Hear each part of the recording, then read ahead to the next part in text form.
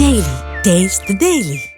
ఢిల్లీ స్థాయిలో పలుకుబడి ఉన్న ఆ టీడీపీ నేత సొంత గల్లీలో మాత్రం ఒంటరి పోరాటం చేస్తున్నారా? చుట్టూ ఉన్న వాళ్లే మనం బరంపురమని పైకంటున్నా లోపల మాత్రం కడుపులో కత్తులు పెట్టుకుని తిరుగుతున్నారా?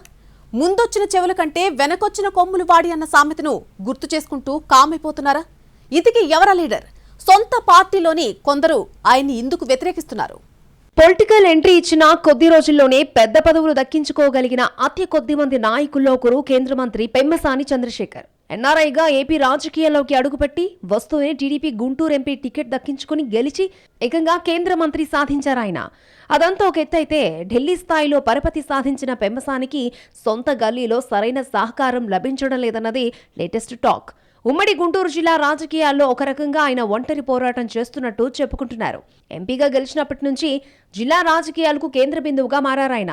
నిర్మోహమాటంగా మాట్లాడుకోవాలంటే గుంటూరు టీడీపీ కార్యకర్తలు, ద్వితీయ శ్రేణి నాయకులు, ఎమ్మెల్యేలను వదిలేసి ఏ పని కావాలన్నా పెమ్మసాని దగ్గరికి వెళ్తున్నారన్నది సైకిల్ సౌండ్. ఇక గుంటూరు నగరానికి సంబంధించిన అభివృద్ధి కార్యక్రమాలైతే దాదాపు అన్ని పెమ్మసాని కనుసన్నల్లోనే జరుగుతున్నాయి. గెలిచిన మొదట్లో ప్రతి శని ఆదివారాలు పార్లమెంటు నియోజకవర్గ పరిధిలో పర్యటించడం, జిల్లా కేంద్రంలో అధికారులతో సమీక్షలు నిర్వహించడం లాంటివి చేసేవారు కేంద్ర మంత్రి. గుంటూరు ప్రభుత్వాసుపత్రికి, మున్సిపల్ కార్పొరేషన్తో పాటు అన్ని శాఖల అధికారులతో మాట్లాడుతూ పనులు చక్కబెట్టేవారాయన. ఈ దూకుడుతో ఒక రకంగా ఎమ్మెల్యేలు డమ్మీలైపోయారన్న ప్రచారం కూడా జరిగింది. ఆ ఊపులోనే గుంటూరులో ట్రాఫిక్ ఇబ్బందులకు ప్రధాన కారణమవుతున్న శంకర్ విలాస్ ఆర్ఓబి స్థానంలో కొత్త బ్రిడ్జ్ నిర్మాణంపై దృష్టి పెట్టారు ఎంపీ. అంతేకాదు ఈ ప్రాజెక్టును ప్రతిష్టాత్మకంగా తీసుకున్నారు. పనులు మొదలయ్యాయి. పాత బ్రిడ్జిని కూల్చేశారు. విస్తరణ పనుల్లో స్థలాలు కోల్పోయేవారు కొందరు కోర్టు మెట్లెక్కడంతో నిర్మాణ పనులు ఆలస్యమయ్యాయి. సరిగ్గా ఇక్కడే మ్యాటర్లోకి వైసీపీ ఎంటర్ అయిపోయింది. పనులు నత్తనడకన నడుస్తున్నాయని, కొత్తదాని సంగతి తర్వాత ముందున్న వంతెనను కూల్చేసి ట్రాఫిక్ ఇబ్బందులతో జనానికి నరకం చూపిస్తున్నారంటూ ఆరోపణలు మొదలుపెట్టారు. అక్కడితో ఆగితే అది వేరే సంగతి. అసలు ఇబ్బందులన్నిటికీ కేంద్ర మంత్రి పెమ్మసాని కారణమంటూ ధ్వజమెత్తారు ప్రతిపక్ష నాయకులు. మాజీ మంత్రి అంబటి రాంబాబు అయితే ఏకంగా పెమ్మసాని మీద పర్సనల్ అటాక్ చేశారు. ఆయన గుంటూరుకు పట్టిన శని అని, అహంకారం పెరిగిపోయి తాను చెప్పిందే చెయ్యాలన్నట్లుగా ప్రవర్తిస్తున్నారంటూ తీవ్ర విమర్శలు చేశారు. రాజకీయాల సంగతి ఎలా ఉన్నా పర్సనల్గా చేసిన శని కామెంట్లు కలకలం రేపాయి. అదే టైంలో అంబటి కామెంట్లపై స్పందించేందుకు నిరాకరించారు పెమ్మసాని.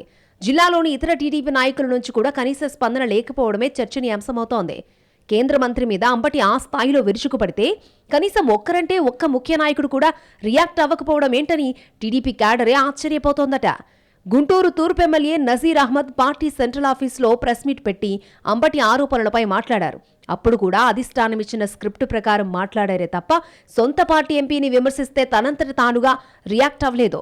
ఇక గుంటూరు పశ్చిమ ఎమ్మెల్యే గళ్ళా మాధవి అయితే ప్రెస్ నోట్తో పాటు ఒక వీడియో రిలీజ్ చేసి చేతులు దులిపేసుకున్నారు. తాడికొండ, పత్తిపాడు ఎమ్మెల్యేలు ఈ వ్యవహారాన్ని లైట్గా తీసుకున్నట్టు తెలుస్తోంది. కేంద్ర మంత్రిని అంబటి రాంబాబు వ్యక్తిగతంగా దూషిస్తూ మాట్లాడితే వెంటనే రియాక్ట్ అవ్వాల్సిన ఎమ్మెల్యేలు, నేతలు మొక్కుబడి రియాక్షన్స్తో సరిపెట్టడం పార్టీలో చర్చనీయాంశమైందే. ఎందుకలాగాని కాస్త లోతులోకి వెళ్లిన వాళ్లకు మాత్రం అంతర్గత విభేదాలే కారణమని అర్థమవుతోందట. తన లోక్సభ నియోజకవర్గం పరిధిలో పెమ్మసాని అంతా తానే వ్యవహారాలు నడిపిస్తూ ఉండడం కొంతమంది ఎమ్మెల్యేలకు అస్సలు మింగుడుపడ్డం లేదని అంటున్నారు. అందుకే ఆయన్ని ఎవరేమంటే మాకెందుకన్నట్టుగా ఉన్నారని చెప్పుకుంటున్నారు. ఈ పరిణామాలతో జిల్లా పాలిటిక్స్ లో పెమ్మసాని ఒంటరవుతున్నారా అన్న అనుమానాలు వస్తున్నాయి పరిశీలకులకు. మొత్తం మీద అంబటి విమర్శలతో టీడీపీలో ఉన్న విభేదాలు బయటపడ్డాయని, కలిసి ఉన్నట్లు పైకి కనిపిస్తున్నా కడుపులో కత్తులు పెట్టుకున్నట్లుగా వ్యవహరిస్తున్నారంటూ చర్చించుకుంటున్నారు జిల్లాలో.